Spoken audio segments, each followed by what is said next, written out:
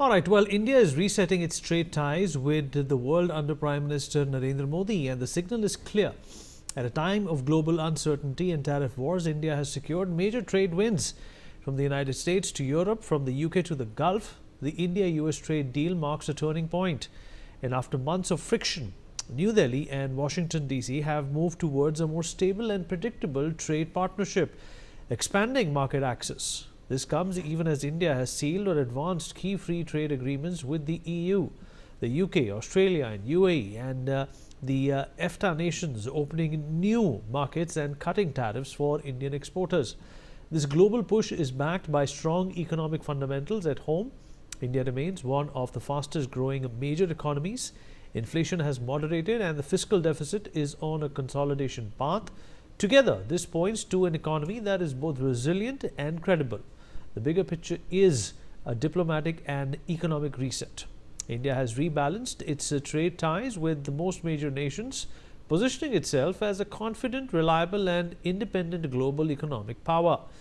And as the global trade maps are redrawn, India is making sure it has a seat at the table. We'll talk about this with our guest. Joining us on the program is Ambassador Veena Sikri, former diplomat, Mr. Sumit Peer, senior political commentator, also with us on the show. Dr. Sharat Kohli, senior economist, also joins us on the program. Last but not the least, Mr. Pathikrit Pine, foreign affairs expert, with us on the broadcast as well. Dr. Kohli, I'll begin with you. Well, the US trade deal is a very good one, provided that whatever as India has hoped for and whatever India has been conservative about with the Americans is honored. But, this is perhaps the character that citizens of the country were looking towards, that, if your plan does not work out with the Americans, there are greener pastures, there are newer markets to look to.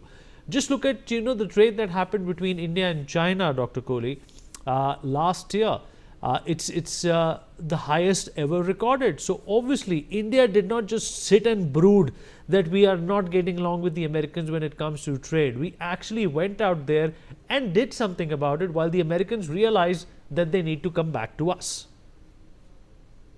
Good evening, Vineet, to you, my fellow panelists and the viewers. I think, yes, I totally agree. In fact, what we did with the European Union and our increased trade with China and our deals with the United Kingdom, with Australia, with New Zealand, with UAE, I think all these contributed to speeding up, because there was somebody watching out there. The Trump administration was watching that the reason why we had held it back, to bring down India to a point where they are not able to export goods. Whereas what was happening on the ground was completely the contrary. So I think somewhere these deals, they helped in speeding up things. Each deal, in fact, if you ask me, each successive deal led to another deal, and all combined together led to father of all deals. But however, in this deal, I have a few, not exactly doubts, but if you ask me, I have a few inhibitions. And that inhibition is that, first of all, the deal is not signed yet. It's been verbally confirmed. And then, they have to come down to India, and a joint press conference which the Commerce Minister spoke of yesterday. So that has to happen, a joint declaration has to come. Because knowing President Trump, I have, you always wonder, the unpredictability of his mindset. And, the flip-flop which happens here and there. So that's one concern. My second concern is there are certain things in the deal like $500 billion, zero tariff, Russian oil. I feel some of the statements made along with the deal, the 18%, were sort of unilateral. And we still need to see, how much of that is ratified by Government of India. So those are the few inhibitions I have. I won't say that we have doubt. It's a very welcome deal, and about $50–60 billion of exports now suddenly picking up.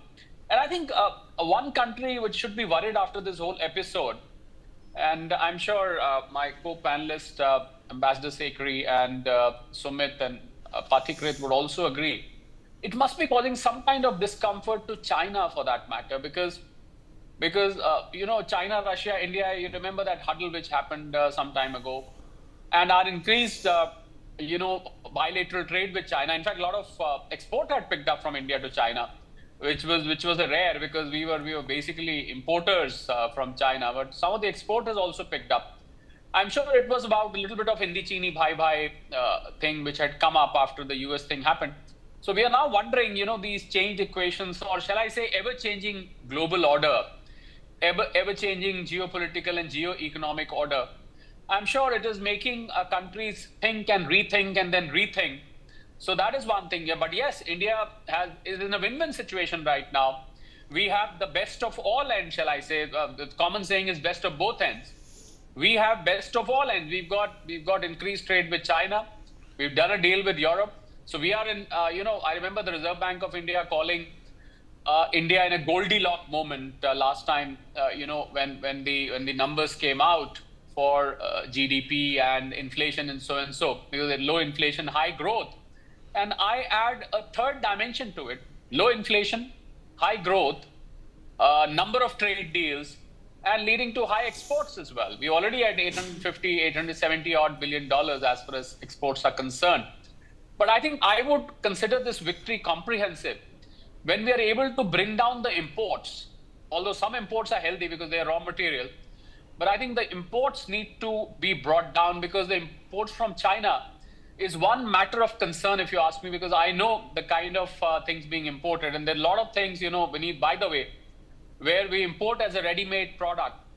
And a lot of Indian manufacturers who used to be manufacturers, they've now become importers. They put their stamp, and it is called some Khemchand, some Das, and it becomes an Indian product. So that's one area of concern which I have as an economist and as a business analyst, that the imports must go down. So our next target should be bringing down the imports, and I think we are moving in that direction, because the focus on Make in India, the focus on vocal for global, and so forth, and encouraging manufacturing-based startups. I think that's where the solution lies for now, Vineet. All right, fair enough. Ambassador Sikri, coming to you, ma'am. We are all hoping that this is going to conclude and both the countries will have no regrets, and there is going to be a middle path which is adopted, because the lack of a middle path is what led to this standoff for such a long time. But the fact of the matter is that the diplomacy, as well as the leadership, has been extremely instrumental when it comes to weighing its pros and cons and dealing with the United States. There were no knee-jerk reactions. There was an absolute sense of patience and calm while dealing with a person like Donald Trump, who is, of course, temperamental and can change his mind at the drop of a hat. Look what he's done with Greenland. Day before yesterday, he wanted to invade it, and now he's okay about it. Well, the same formula has also been applied here. The Europeans went into a protest mode when Donald Trump decided to invade Greenland, but India did not do anything like that.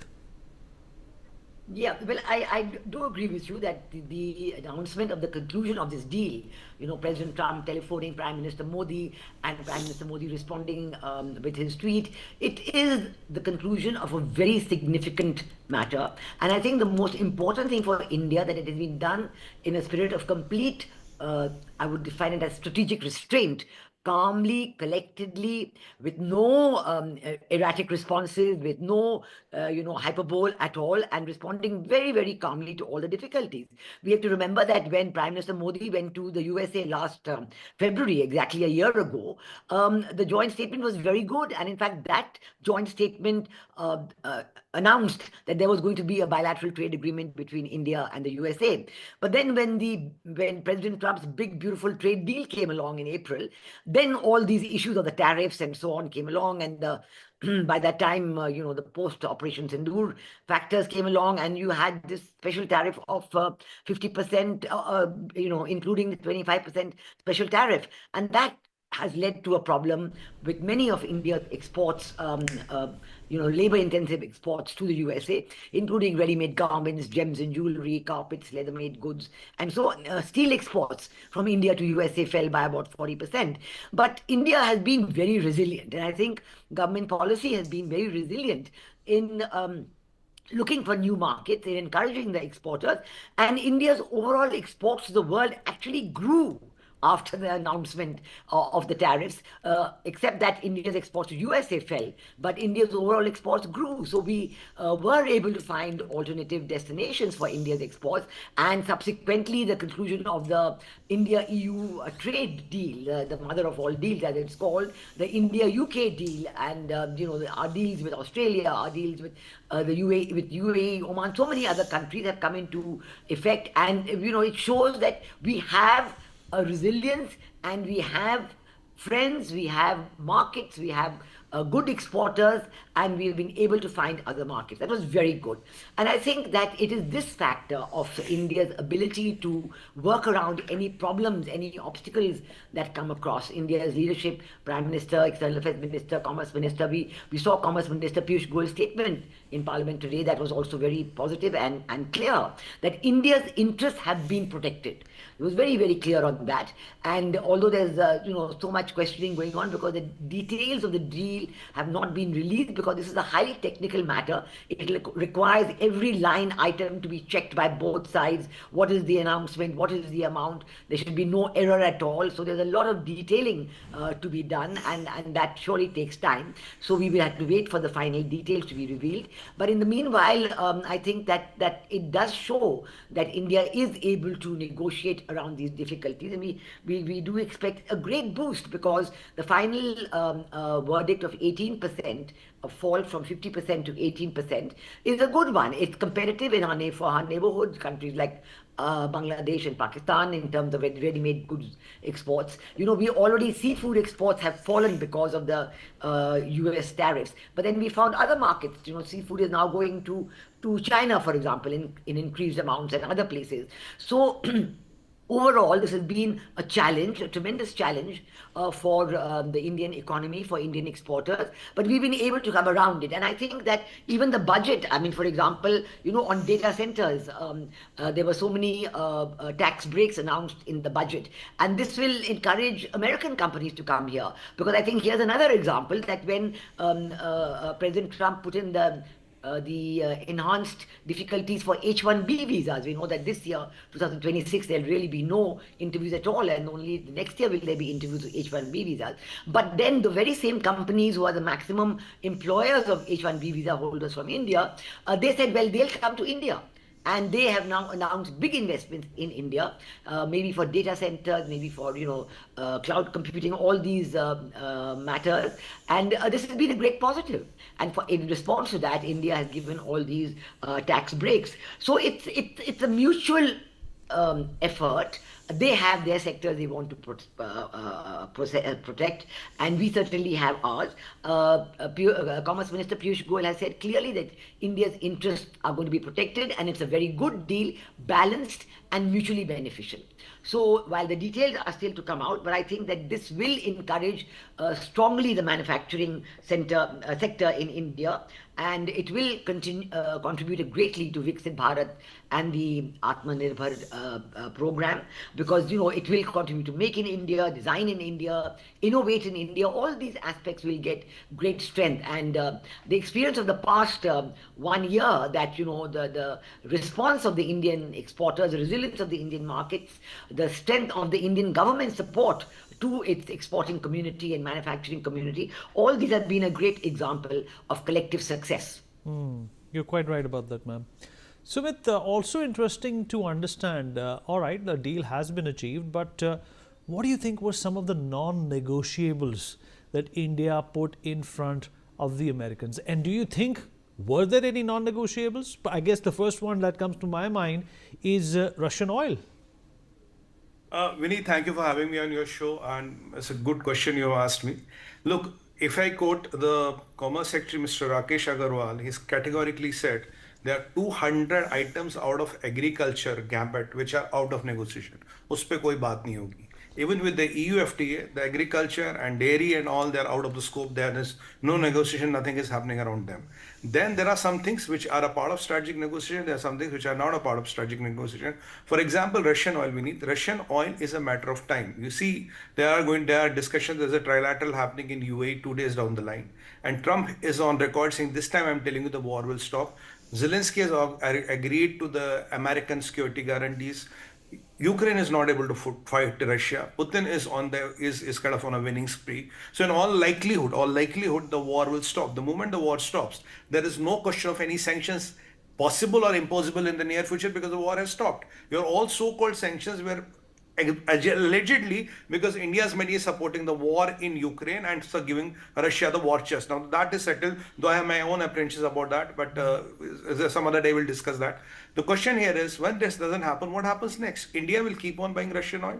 Even today, sir, when the Americans say we have substantially reduced the Russian oil, they are looking at Q3 numbers where it was 1.8 million barrels to 1.2 million barrels. Even today, we are importing. Our yearly average is 1.4 million barrels, yani 14 lakh barrel. We are doing 12 lakh barrel. Highest we did 18 lakh barrel, to put it in the perspective. So, if that is a substantial decrease from Americans, we welcome it. And what is Trump trying to tell you? He's saying, buy more oil from me. Because whatever 15% oil we cut in the last quarter because of sanctions on Rosenet and Luke oil, 90% of that we bought from Americans and 10% we brought from UAE. We did not go to the number 2 supplier, which is Iraq, and we did not go to the number 4 supplier, which is Saudi Arabia in this case. Now, if you look at the era before the sanctions, Vineet, in Venezuela, 50% of Venezuelan oil was bought by us. After the sanctions came in, we stopped buying that. We have the refining, we have the capacity, we can take the Venezuelan oil. If Trump is able to cut a sweet deal like Russians did and give us something which we want and which we get, what is the point of giving money to the Saudi Arabia, who has a military alliance with Pakistan? And what are you going to get? You are giving your good money to Iraq. What are we going to get in return from Iraq? Nothing. Look at this deal, Vineet, a $500 billion potential and a strategic tie-up, a lot of things can happen. Now, if you look at the European FTA, my brother, today, sir, I will quote Mr. Goel. By the mere European FTA, we have opened $10 trillion of market for us because European Union in a year imports $10 trillion of goods and services. So our exporters, our buyers, sellers get that opportunity over and above the man and mobility agreement and other things. So these FTAs are phenomenally good for the Indian economy to reach the 27 and 30 trillion mark, which we think is going to happen some 2 decades or less than that down the line. And that is why we are very aggressively and working very hard for that. So if you look at these things and if you look at these things, Vineet, the whole sanctions on India were never about Russian oil. It was basically the game which was played by Saudis, because Saudis lost the secondary market share to us. We became the number 3rd player, and Mr. Mohammed bin Salman was not happy. He was telling Donald Trump, I'll give you $1 trillion, and he started pulling some strings. Now tell me, if it was about the European oil, why did Europe buy $1.1 billion of oil from us? Why did European Union become the highest trading partner with us? Why there were no sanctions put on Tayyip Erdogan, who was the biggest buyer of Russian finished products, those petroleum products? And why Europe did not agree to America to put any sanctions on us? And why was Ukraine buying 18% of the diesel from us and we were the number 1 supplier when everybody knew it is processed from the Russian crude? So the game was geopolitical. When Trump got a hold of Venezuela and all, he doesn't care a lot what Mohammed bin Salman says. Now he's telling you very short, simple. Reduce your oil intake by 50, 40, whatever percent you deem from Iraq and Saudi and move it to me. And maybe I can cut a smarter deal or a sweeter deal for you. And if it happens, why not? Because what are you going to get giving dollars to Iraq? And what am I going to get by giving money to Saudi? Fair enough, Sumit. Fair enough, Sumit. Let me rope in Pathakrit into this conversation as well. Pathakrit, the specific question for you, how is China going to react to this? There was an article in Global Times as well saying that the optics so far have been that India and China have sort of, shed their apprehensions when it comes to doing more work and deals together and focusing on, geopolitical stability. But that is just an optic. The real thing is that perhaps this optic was done so that the Americans could be put in line. So let me say one thing very categorically. There is no strategic realignment of India happening. This is just a trade deal. That's it. It doesn't mean that from tomorrow onwards we are going to be a cheerleader. I meant with China, Pathakrit. I meant with China. No, please, no. So that's the reason, because we will not be a cheerleader for United States. That's the reason I don't think beyond the point the Chinese are much bothered, because if India's trade with United States increases, and given the fact that there are many such subcomponents and components and raw materials we procure from China, by certain way, it could benefit China as well. Now, the reason why I said there is no strategic realignment, it means this, that just because we have a trade deal with United States doesn't mean that we are we have a pivotal shift in our strategy towards China. It doesn't mean that tomorrow if the Chinese Americans want, like, look, you are in our team now, let's team up against China. That is not going to happen. So when we talk about India, when you ask what are the red lines, the biggest red line India had so far as this deal was concerned is strategic autonomy, which means India's China policy has not changed. That's the reason China does not need to worry beyond a point. Now, of course, when you talk about global trade, of course, when you have $700 to $800 billion trade between United States and China, and India is looking to up the ante and increase the trade, there will be a certain amount of competition. There are areas of competition that would invariably have between India and China when it comes to global trade, when it comes to relocation of manufacturing, units into India. But that is on the economic front. Does it mean that India's plan when it comes to the BRICS summit in 2026 is going to be delayed? No. India's BRICS summit, where India will have the presidency in 2026, is going to happen. If you look at the directives which was sent out by a proposal by the RBI about linking the central bank digital currencies of all the BRICS countries, that is going to happen. That means what I'm trying to tell you is that since there is no strategic realignment, therefore I don't think China, beyond the issue of having competition in the global trade, I don't think they are worried. Because number one, when it comes to BRICS, number two, when it comes to RIC, that is very much there. And third, when it comes to India's foreign policy approach, or India's decision, or India's opposition to the way multilateral institutions are working now, if India had been asking for changes or reforms in multilateral institutions, even today, in spite of the trade deal, we are asking for the changes in the multilateral institutions. Last but not the least, we still today do not agree to what has happened to Venezuela. We do not agree to the policy on Greenland. So we do not have a foreign policy alignment with the United States. It is a pure and simple trade deal. We should not think that tomorrow United States is going to sell a F-35 to us, and as part of that, we will become a part of the ecosystem of the United States defense program. We are not going to be. Of course, there will be cooperation. So I will not be surprised, Vineet, that given the way you have free trade agreements with European Union, given the way you have a free trade agreement with the Americans and UK and others, given the fact that you would require a quantum increase in investments in manufacturing in India, I would not even be surprised if tomorrow there is a certain change in India's policy when it comes to allowing Chinese FDI in India at a larger share. And I'm saying it as a very pragmatic person, knowing that there are areas of major divergence. All right, fair enough. So fair enough. that is why I We have believe run that out of beyond time, the point but the I Chinese appreciate will your not be thoughts worried. and I appreciate your perspective, and I appreciate everybody who joined in and weighed in on this evolving FTA. Some breaking news coming in. US Secretary